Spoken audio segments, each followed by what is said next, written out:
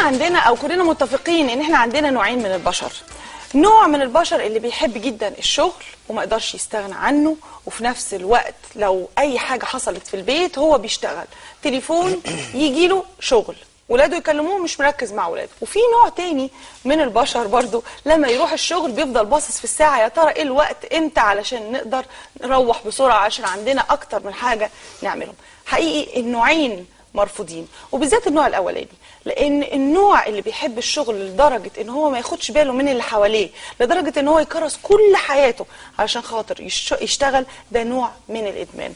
النهارده احنا بنتكلم عن ادمان العمل، ومعانا حقيقي ضيوف منورنا النهارده في الاستوديو. معانا الدكتور خليل فاضل استشاري الطب النفسي، ومعانا الدكتوره فاطمه البودي وهي ناشره. اهلا بحضراتكم، نورتونا. اهلا بيكم. اهلا بيكم الدكتور خليل ودكتوره فاطمه منورنا. واول حاجه احب اطرحها على حضراتكم، ايه تعليقكم على الاحداث اللي حصلت امبارح؟ بعدين ندخل في موضوع. الحقيقه الاحداث اللي حصلت امبارح بعضها مفرح وبعضها مقلق. المفرح انه الشعب هدم الجدار اللي ما كانش لازم يبقى موجود. الجدار يعني احنا امكانياتنا وبلدنا مش علشان يعملوا جدار يحافظوا بيه على السفاره الاسرائيليه الحقيقه. فكان جدار مستفز، وانا اسقاطه امبارح يعني اثلج صدري، ولكن ما بعد اسقاط الجدار المني جدا جدا. يعني ما يصحش نعتدي على حرمات. يعني في الاخر احنا دولة قانون، في الاخر احنا عايزين نكمل دولة قانون. عايزينها دولة مدنية، مش عايزين دولة يعني تصرفات تستجلب اعذار تخلينا نبقى تحت حكم ما يعجبناش. ودكتور خليل هاخد من اخر كلام الاستاذه فاطمه البودي، يعني ان احنا الشعوب ما بتقدرش تحسب قوي هي بتعمل ايه عشان تستجلب اعذار لناس يقعدوا يحكموها تاني 60 سنه العسكر. يعني احنا ما عندناش حاجه نخاف منها الحمد لله.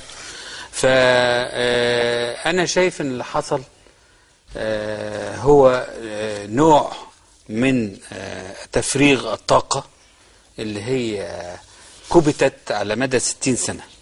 أنا كنت قاعد عند دكتور الأسنان، دكتور الأسنان فاتح بقي وأنا مش عارف أرد، فبيقول لي إنه اللي قاموا بثورة 25 يناير دول ولاد البوابين. فلما بقي اتقفل قلت له لا الحقيقه الدكتور الطبقي الشديد شديد الطبقيه هم ولاد البوابين، لان احنا ولاد البوابين. فهو خجل يعني ان انا اقول على نفسي كده، فقلت له لا هو البواب. الثوره رفعت راسه وادته قيمه للعمل. ثوره يوليو. ثوره يوليو. أيوة. وانا يعني تجاوزا هقول عليها ثوره لان هي غيرت في التركيبه الاجتماعيه. ولكن ما حدث الأمس وأنا تتبعته لحظة بلحظة على الشاشة وعلى التليفون وعلى تويتر وعلى الفيسبوك، وشاركت الحقيقة على تويتر في الفيسبوك بما الشعب ده شعب مبدع. حتى العنف بتاعه كان فيه حاجة مجنونة كده زي بيكاسو أو زي فيليني. فاللي حصل امبارح إنه النظام العسكري وحكومة شرف مش قادرة تفهم يعني ايه شاب يطلع ينزل علم. ده اول مرة. تاني مرة بقى يوم يبنوا جدار. يعني هم بيبنوا الجدار من الاخر كده عشان يتهد. يعني هو معمول بطريقة حلوة قوي، حس انه خد 4 ساعات بالشواكيش. اسمها ايه؟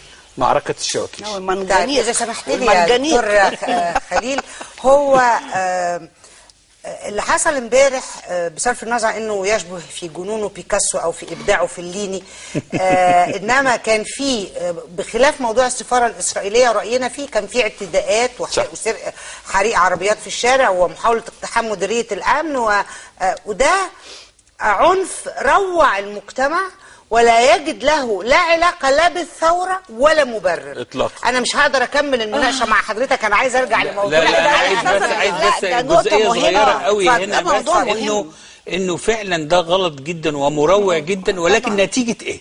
اوكي خلاص احنا نتيجه ايه دي عايزه حوار طويل قوي. عايزين فاصل ولا ايه؟ نخش نتكلم عن لكل نتائج مقدمات. ادمان العمل، بس اصل حوار طويل برضه. طيب. يعني احنا لازم لنا حلقه خاصه في الموضوع ده، في موضوع المقدمات والنتائج. موضوع مهم. لكن من اهم الحاجات اللي احنا حاولنا النهارده ان احنا نتكلم فيها عن موضوع ادمان العمل. هو فعلا بجد يا دكتور في حاجه اسمها انسان مدمن للعمل؟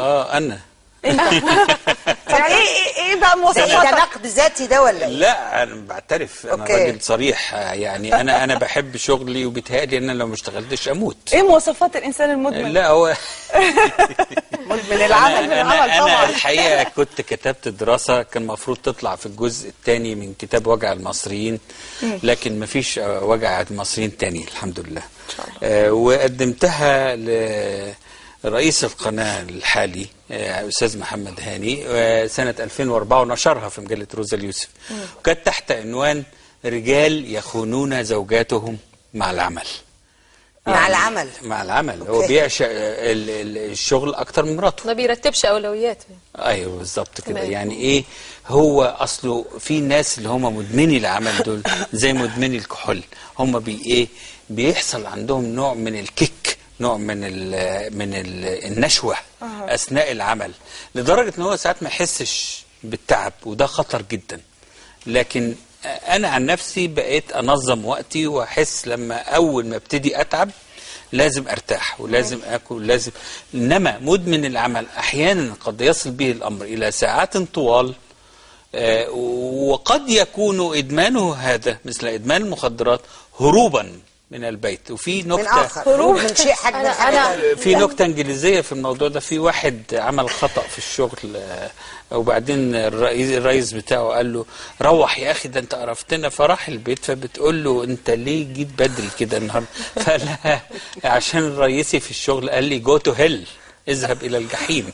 فهو بيعتبر ان البيت جحيم وان العمل جنه. احنا مش هنركز على مضمون. سوري يا منى معلش، مش هقدر اتجاهل النكته الانجليزي والمضمون اللي ملوش علاقه بالحقيقه، لانه اذا قبلنا وضحكنا هنعتبر ان حياه الزوجات في البيوت جحيم، وده بالنسبه لي في بعض الأحيان، بالنسبه لكم في بعض مش الأحيان. مقبول، لكن هنعتبرها نكته ونعدي. الأستاذ سهير بدها تعترض. وانا اتصور ان عايزة مفيش حد مدمن شغل مش ناجح. انا هاجي لنجاح حضرتك واعرف اولا جمهورنا بحضرتك اكتر.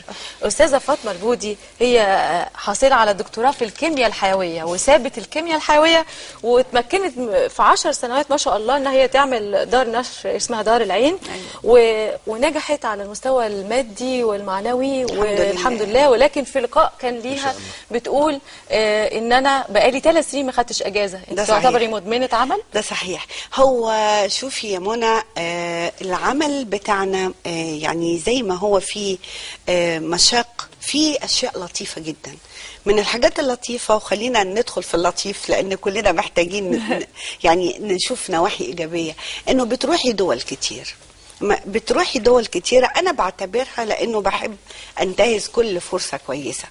بعتبر انه جزء من المعرض ده اني بتعرف على بلد جديده. عملتي معارض في جنيف معارض، كل المعارض الدوليه دلوقتي بنحضرها، وانا مسافره الشهر الجاي فرانكفورت باذن الله، ونهايه الشهر ده الجزائر، وده لاول مره في معرض الجزائر. النجاح ده لحد الادمان ولا النجاح ده لا، مش لحد الادمان. هو انت بيبقى عندك هدف وماشيه فيه وتعبتي جدا، ففتره التعب دي بقيتي وركهوليك، بتاخدي ثمرة النتيجة بتاعتك، بتستخسري ان انت تبطئي او تقللي شوية. ولكن مثلا زي الظرف اللي احنا فيه، انا بنتي ولدت من اسبوعين، فانا عملت الله يبارك فيكم جالنا ادم، فعملت ستوب مع كل احترامي وتقديري لشغلي وكل اهتمامي بالشغل، لان في اولوية اخرى اهم، ان هو اعمل سبورت لبنتي اللي عندها وليد. خليني اسالكم حضراتكم دكتور خليل وحضرتك، لان انتوا الاثنين قلتوا مفهوم انا اتصور انه مختلف برضو عن ادمان العمل. يعني دكتور خليل قال انا بحب شغلي جدا، وحضرتك قلت انا بحب شغلي وبشتغل كتير، وان دايما اللي بيحب شغله بينجح ويتفوق. اظن هذا مختلف عن ادمان العمل. طبعا. يعني النجاح والحب حضرتك شخص لي بقى كده الفرق الشعره الرفيعه اللي بين الحاجتين. يبقى نرجع لادمان المخدرات. زي سؤال مفيد، نرجع. ايه هي مواصفات المدمن؟ يعني ايه ادمان ايه قصه المخدرات؟ الادمان؟ ان المدمن في اعتماده على المدمن عليه أيوة. لا يستطيع الحياه او العيش، زائد ان بيجيله اعراض انسحاب اذا ما توقف عن التعاطي. فاذا توقف المدمن العمل عن العمل جات له اعراض جانبيه، يهرش. ريقه نشف ويهرش ويروح ويجي وما يستحملش، لا ينزل البسين ولا يقعد ياكل لقمه هنيه ولا اي حاجه. لا طال كده ولا طال كده. ونمره 2 ان هو يشتاق للعمل وهو في الاجازه ولا يشتاق للاجازه وهو في العمل، يعني بيشتاق للمخدر للافيون. وعلى فكره برضه دي زي الاضطرابات النفسيه او الامراض كلها بشكل عام، في بنيه مخيه اذا جاز التعبير مهيئه، وفي جينات وتركيب ونمط جيني ونسق قيمي من التربيه والتنشئه عود على كده. انا كنت بشوف ابويا واقف قدام المكن الديزل بيصلح فيه بايديه، فعشقت العمل. يعني هذه التركيبه، التوالف بين العمل، بين الجينات وبين البيئه، زائد العامل بقى اللي هو اسمه السيكولوجي او البيرسونال خالص، اللي هو كيف ينظر الانسان الى نفسه. فاطمه البودي تحقق ذاتها كناشره ولا تحقق ذاتها ككيميائيه. لا، حققت الاول. لا يعني لا ترى، يعني اسمح لي يا دكتور خليل. بيضرب مضرب. لا بس هو في حته مفصليه. انا استشاري تحاليل طبيه بجامعه عين شمس. كان ممكن تعملي دراسات تانية. انا وصلت خدت الدكتوراه واشتغلت كتير قوي بعد الدكتوراه، ولكن لقيت انه في هذه المنطقه يتوقف نموي، يبقى انت مش مدمنه بقى. نموي في هذه المنطقه مفيش اعلى من كده.